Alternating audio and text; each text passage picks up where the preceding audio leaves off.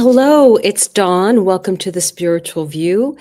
And I am here tonight to give a sample class for Learn As You Go. And what that will be is an interactive Zoom class that we will be scheduling once a week, where we will look at our own charts and look at what's going on out there as far as the aspects are concerned.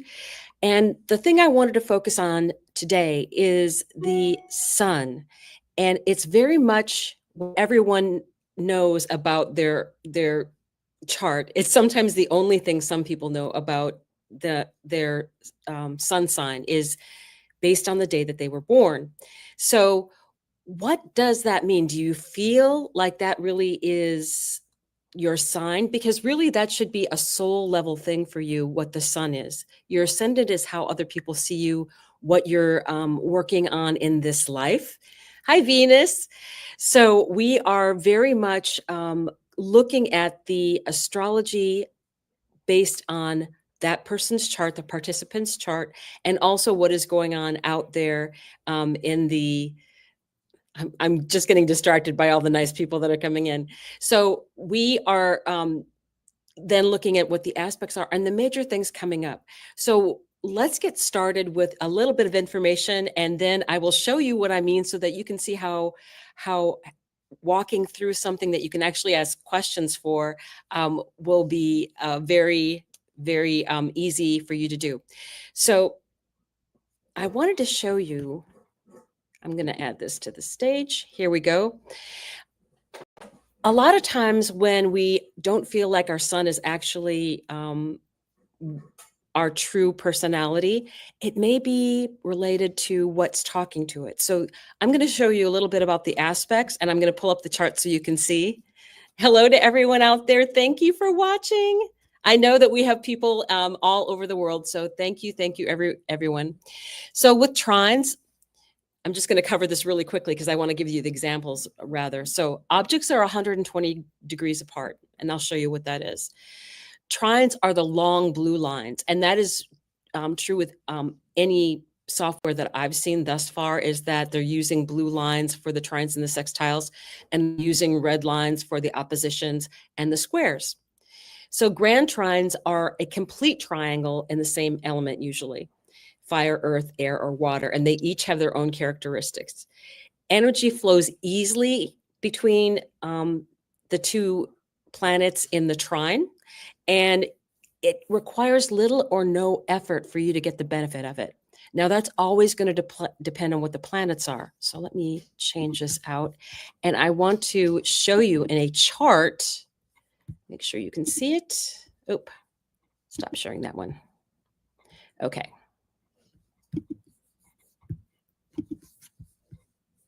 There we go. And I will go back to that screen, share screen. There we go. Ta-da! This is Jennifer Halliburton's chart. And the reason I wanted to show her chart is these lines, make sure you can see me. Oh, add that to stage. There we go. Now. Hi. So what we will be doing is, this is Jen's chart. So let me just be able to point, and I will show you what I mean here. Trine is this long line here. It's going from Mars all the way to the moon. Mars is at 0. The moon is at 9. So they are talking to each other in a beneficial way. And this is also part of a grand Earth trine. This is the moon in Capricorn, very efficient. This is Venus in Taurus. This is very nice because Venus in Taurus is in her own sign, and that is a plus for any planet to either be in its own sign or in a place where it's exalted.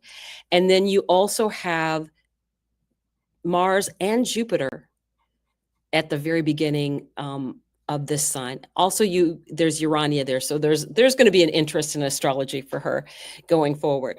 But that is what a trine is. But a trine can be just one line. And a good example to make it a little bit clearer for you, Wendy has a great example in her chart. of it being not a complete, most people don't have grand trines in their chart. Wendy has a nice square from Neptune to Mercury. Neptune happens to be in Sagittarius in her first house. And this is connecting up to her Mercury here in Virgo, which is one of the houses that, one of the signs that Mercury rules. So that is really good energy, I think, for someone with looking for, there's Neptune in the first house, and it being Sagittarius is being that far thinker. And with that square to being that it's a square, I would say there might be problems maybe with bringing out what their ideas are and being able to speak about that. So that would be a challenge that this person would need to work on. So that would be a square energy, and this is a sextile energy. This is 13 degrees Pluto in a sextile to 13 degrees Neptune. So we're talking about the sun. And in her chart, the sun is in her 10th house of career. And it's conjunct Vesta. And being that it's in Virgo, Virgo is doing the work, being of service. And having Vesta there would say a lot to me about the importance that she places on caretaking, because I think this Vesta energy is very related to what really is important in a sign of Virgo, where there's very much energy of needing to be of service to other people. And I will say that Virgo and Libras and Cancers are notorious overgivers. So just a word that way. But this is what you're looking at with the sun. What is talking to the sun? In her case, she has a square to Jupiter. Jupiter is a benefic planet. And there's also a sextile to Juno and the moon. So especially the moon, actually. So that is energy that is workable energy between the Virgo sun and this energy here in the 12th house. So we'll talk about different topics in the class, like the 12 houses, and really dig into what some of those mean. But this is a way for you to start looking at a chart and your own chart and saying, okay, how are things going to be affecting me? Now, I wanted to bring up the fact that we're going to be having eclipses.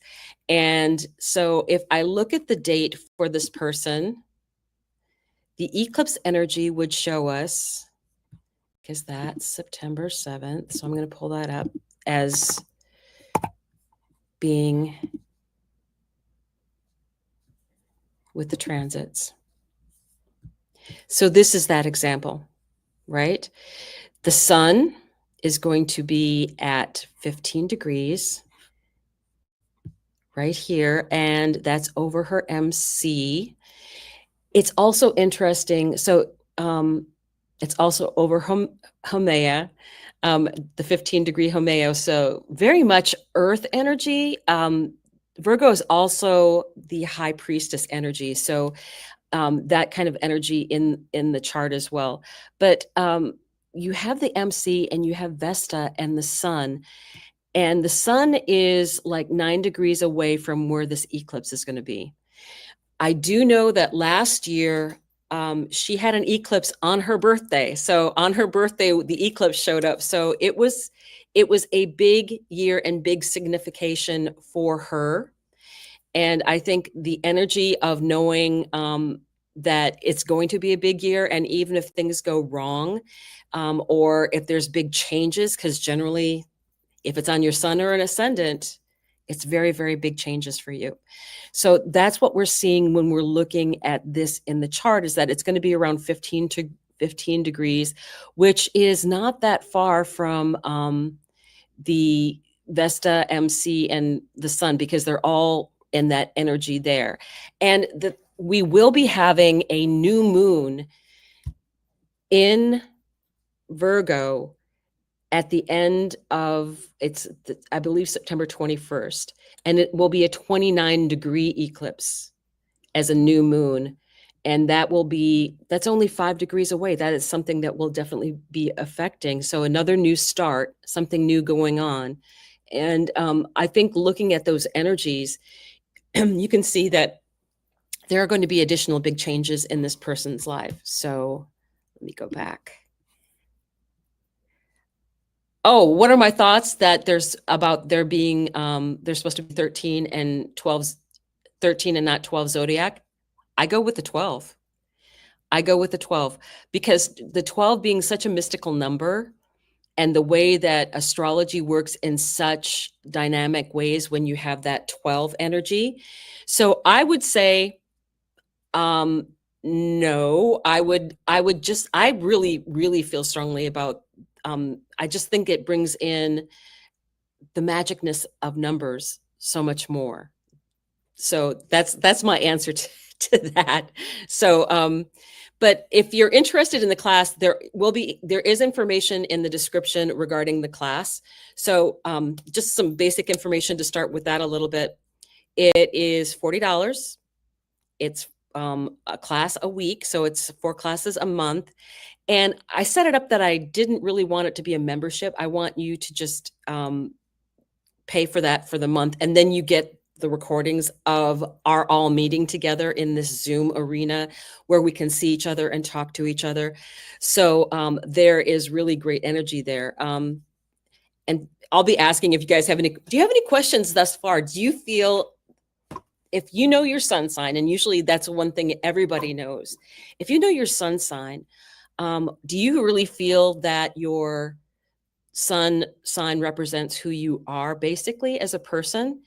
And if you went in and pulled up your chart, because usually if you're someone that's going to be watching this, will at least know how to pull up your chart. And what does that mean for you? Do you have anything that's talking to your sun? Do you have anything that's opposing your sun?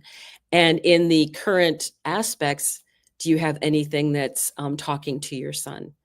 So that is, I think, an important thing to think about when you're looking at your chart. I had a Pluto opposition, and it's brutal. Some people may not get an opposition with Pluto because you have to be around a while, but people will get Pluto squares. They'll get that first Pluto square. And I think that depending on what planets are being squared by that, that can be a big change in your life. It definitely was for me. So let's get a little more information. Let me remove that and go to a different screen. Here we go. There. So that was the trine energy. And let's take a look at sextiles. Objects are 60 degrees apart. The sextile line is half the length of the trine line. 2 objects or people that are helping each other. I've had that said to me that from one of my instructors, was that sometimes it's 2 people that are making a connection. And because of that, synchronicity opportunity is available.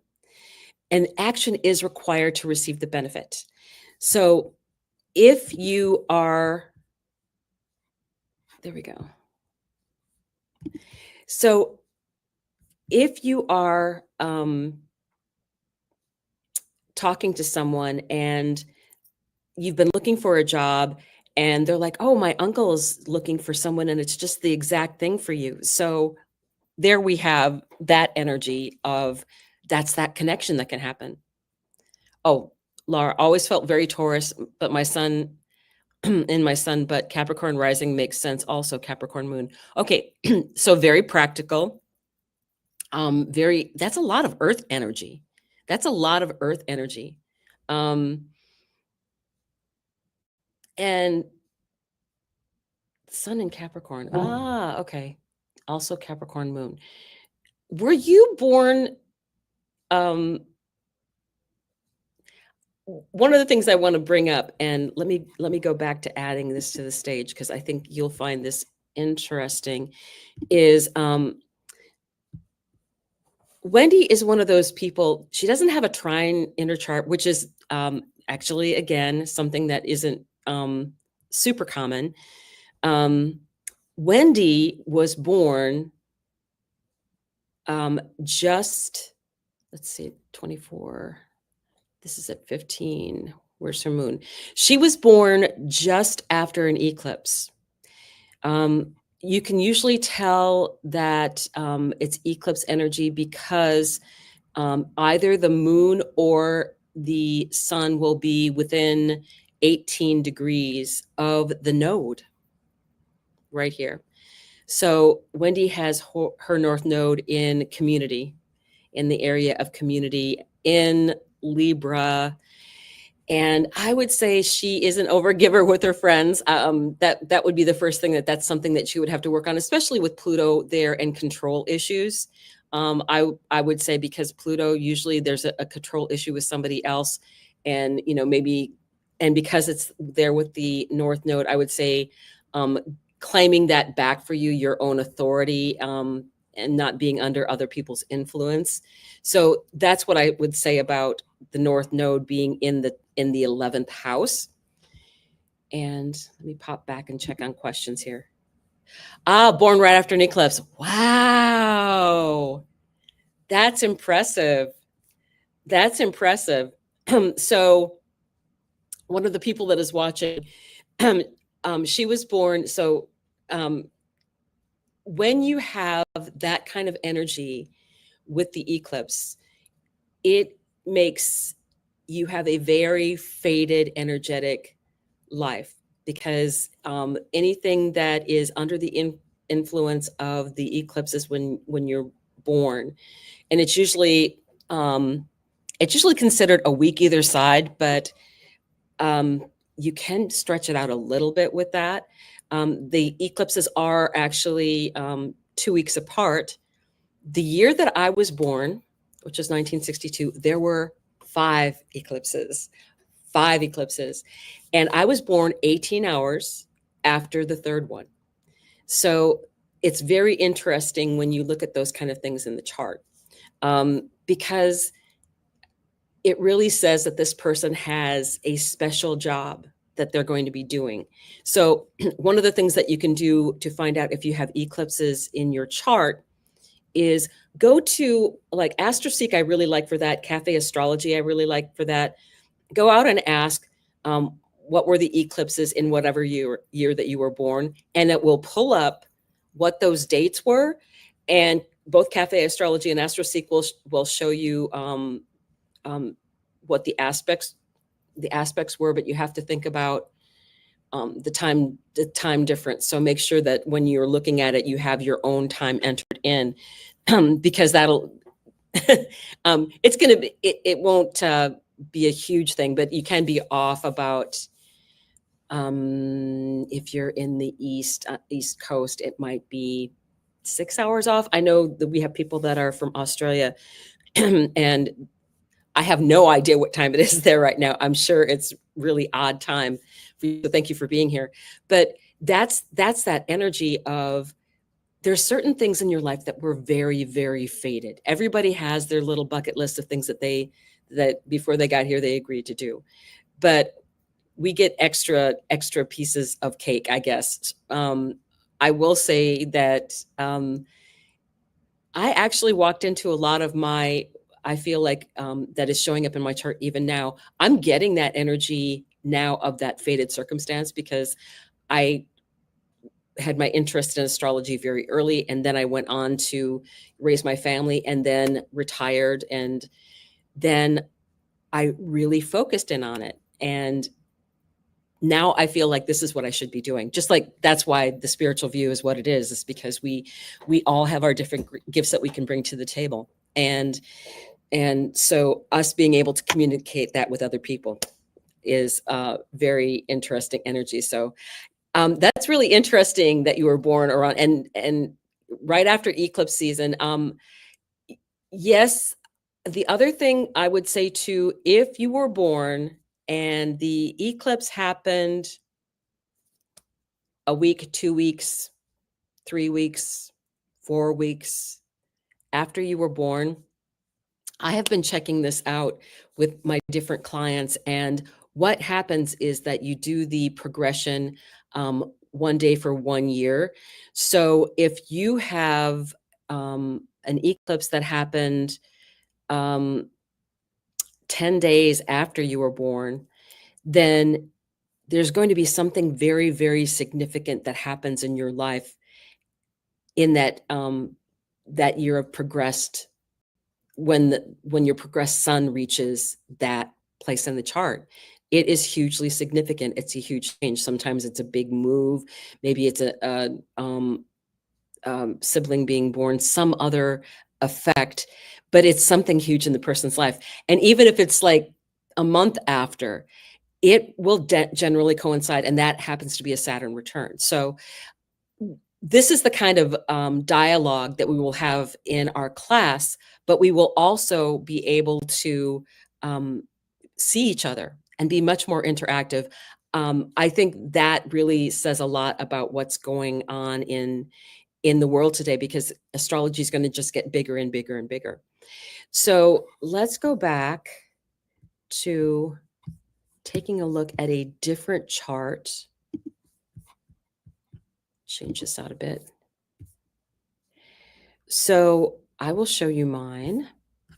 And again, one of the ways that you can, I usually, when I look at somebody's chart, you always look at the nodes. And if I see the nodes are really close to the sun or moon, then I start, then I'll go like, okay, let me check out when the eclipses happened.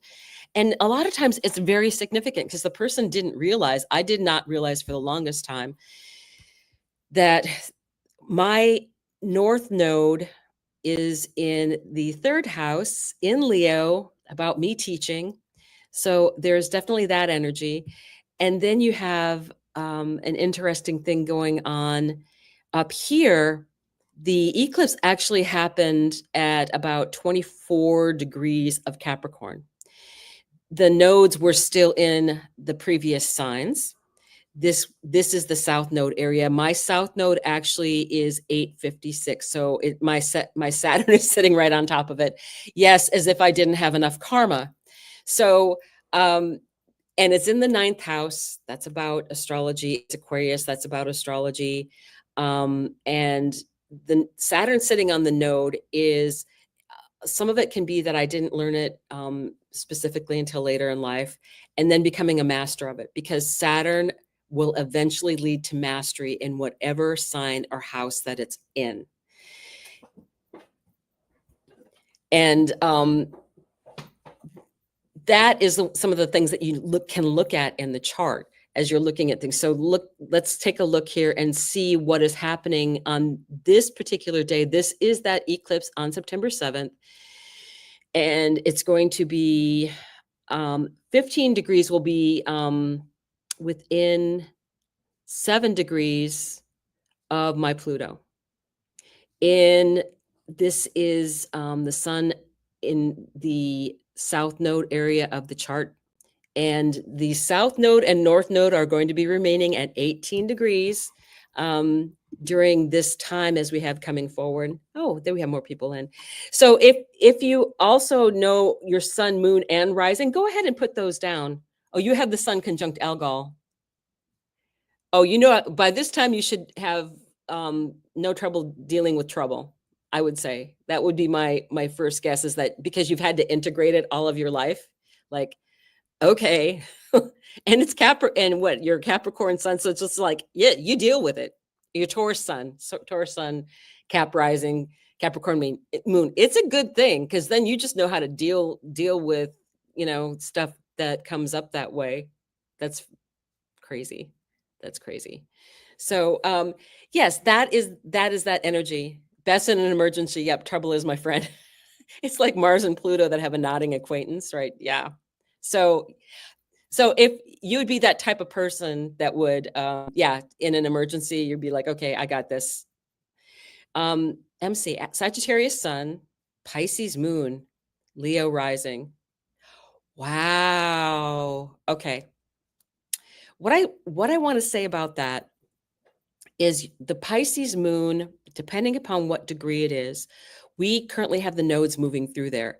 So you will sooner or later have the north node going over your moon. And the north node is where you're meant to go, what you're meant. So this will be a nice opportunity for you. It'll bring up something that's to your advantage. And the moon in Pisces is super intuitive. There may be opening up of gifts depending upon what house it is. So that is a very interesting, that's a very interesting mix that you've got there. Because Leo rising is the Leo South node starting next. Well, here's what I will say. The first eclipse is in Aquarius. It might be part of the full moon. It might be a Leo full moon. 25 degrees. Yeah. And I believe that one is around 28. So you will, if you have, anything that's at around those degrees of an eclipse energy, if it's within 3 degrees, it's going to affect you, especially if it's your sun, moon, or rising. But whatever planet that is in that area is going to get a really nice boost to what in your natal chart. It should be in your natal chart. So let's take a look at the example here. So with this energy, it being the sun being near my Pluto, and with the 18-degree north node remaining there, it's actually at 15 degrees is where the actual eclipse is going to happen on the 7th, which is within just a couple degrees of my Jupiter. So it's within about 3 degrees. So my Jupiter is going to be affected in that Pisces area of the chart, which I really like because Jupiter traditionally is the ruler of Pisces. And I feel that a lot of the things that I've been having come up are like this, teaching this is a meant to be thing for me, because on the day that this Cazimi happened, that was right on top of my north node. And that's when I got the big, I have to do this. I have to do this. So again, I'll have information down below. Oh, and I wanted to tell you guys, for anybody registered for the first class, on that night, we will do a drawing. And I'm going to take this down so you can actually see this much better. Not that. Remove. There I am. Okay. The Bedroom Astrologer by Steve Judd. This is a signed copy. This is a signed copy. So this makes great information. He is a great speaker. He has been an astrologer for 50 years, I believe. He just turned 70 years old.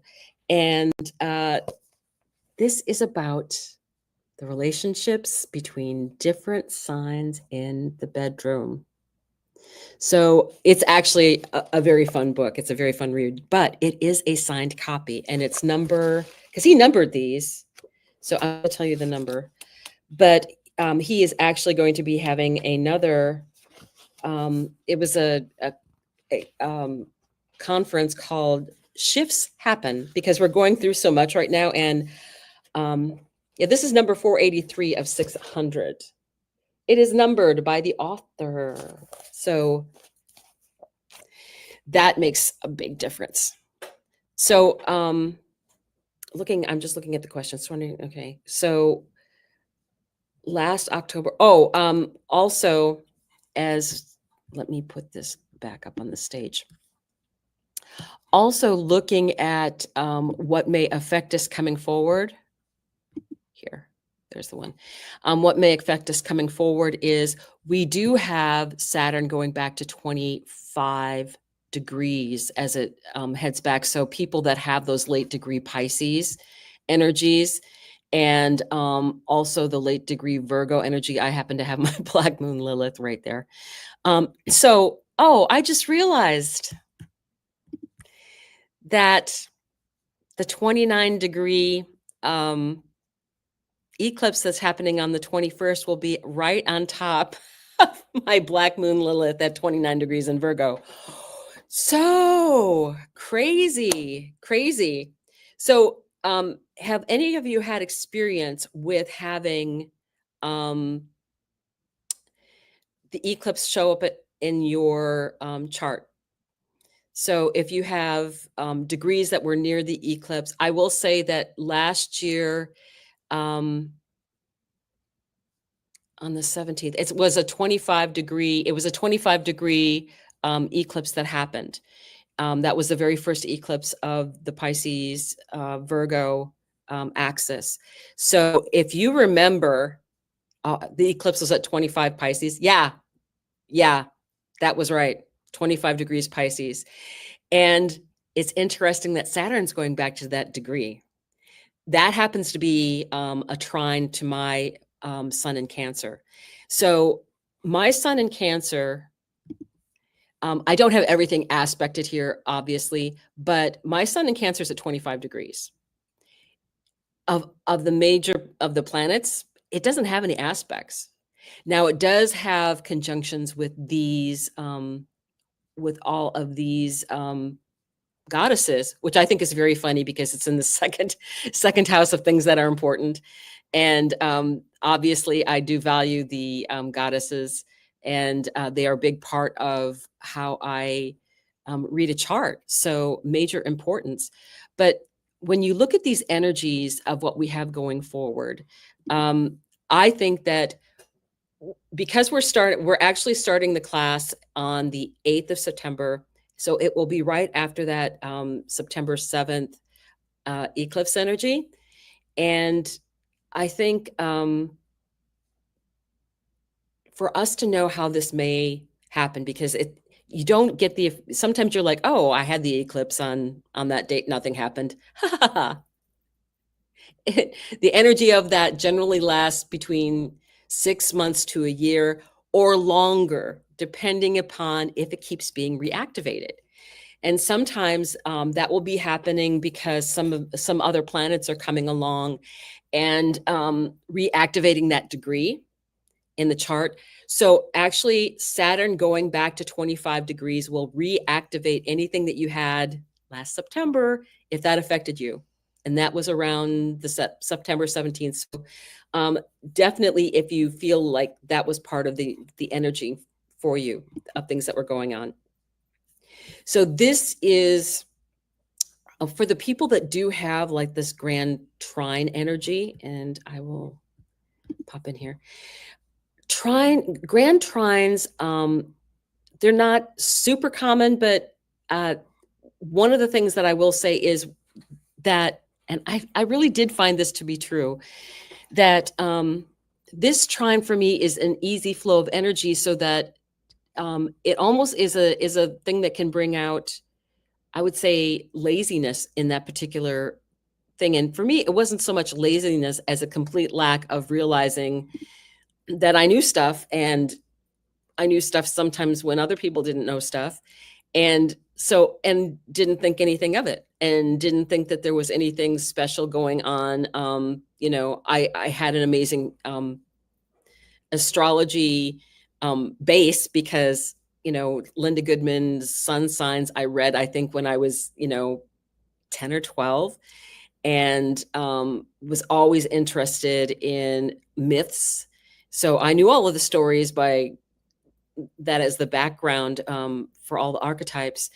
And I was interested in very esoteric information. So that's the kind of dialogue that we want to have, is like, okay, based on what I know thus far, how can I apply that to my chart?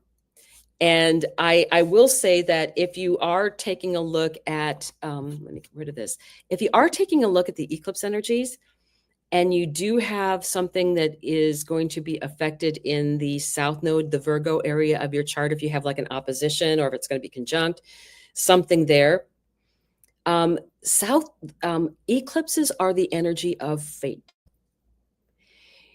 And it can be as determined as Pluto, as far as happening things in your life, about different events.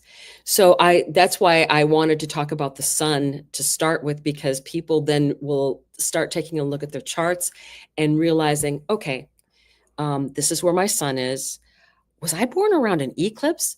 Was I born at a full moon, a new moon? That does affect you in your chart. And that's the interesting part of reading charts, because the sun maybe isn't going to be conjunct any of the eclipses, but it's in a square because it might be in Sagittarius or Gemini. And if that's the case, then you are going to be feeling that to a certain extent. So there might be a change. Something is going to require action for you if it is a square. So that is the kind of thing that we're going to look for in the chart, as to what's going to be happening and how it gets activated, and what are your most strong planets. What is your ascendant? Is it Venus? So that would make you either a Taurus or a Libra ascendant. And Venus then would be your chart ruler. And when we had all of the retrogrades going on, enough pain for everybody, that would have been so hard for people that had that energy with Venus ruling their chart, because it really affected her and how she is able to handle things. So a lot of people went through a lot with that. So if you are one of those people, and you can give credence to that this retrograde, and it was in in Aries and Pisces. So the beginning degrees of all the cardinal signs and the end degrees of all the water signs were definitely felt this energy of that Venus. Well, not just the water signs, that would be trine, but all of the mutable signs, which is easier to handle than some of the other energies. But so I will talk to you about what house is your sun in, because I want to add this to the stage so you can see that it does make a difference where your sun is placed and what your focus is going to be. There's different meanings to the house, and these are just some very basic ones that you can look at, and you can screenshot this. But I do have down below listed two videos. One is the houses 1 through 6. One is the houses 7 through 12. And it's done by the Astrology Podcast. And I believe that besides Chris Brennan, there was Kelly Surtees and Austin Coppock, all very renowned astrologers that have their own schools. And they did an amazing job of having really good explanations, basic explanations, but very thorough, of all of the houses. Now, I know sometimes people associate the signs, like Aries being the first house. I think it's a good way to get started when you're defining what the houses are, because it does make sense to that effect, because that's also the relationship houses. But it's more than that. So that's why I would advise someone that, yes, you can use those significations of the sign for the houses to begin with, but I think you need to explore more into that, because it's more than just, can be partnerships. It can be, the seventh house can be one-on-one contracts. It can be customers that you're having. So there's that energy. So let's take, this is the view here, but I do have that listed below where you can go and just click, and you should be taken directly to those YouTube videos, and they are marked for each house. So that's energy for you as well. So let's finish up with showing, I will show free charts, the free astrology chart stuff here. And I will go to Here we go.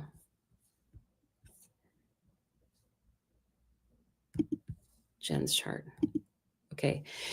Jen was not born around an eclipse, but she's going to be hit with these eclipses. There's big changes in the seventh house for her, and would have been since last year when the 25 degrees started. So that was right near her sun. So this obviously is a big change. The sun, the ascendant.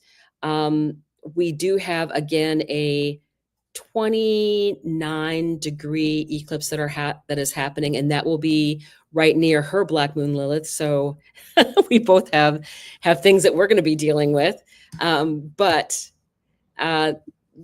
just the energy of knowing what to look for. So this is why I want to do this class. I want to show people that you can be interactive with other people and the astrology, learning what's going on, especially coming up for you, and how that's going to make a big difference in your life. So the link is down below. Come join the class. The first class we will also be drawing for this book. Let me bring this out. The Bedroom Astrologer by Steve Judd. Yay. I learned so much at that conference that I attended that I think it's really telling us that we're going to use the energies of the planets more and more as we go forward in the next couple of years, because it'll be one of those things that is reliable and truthful.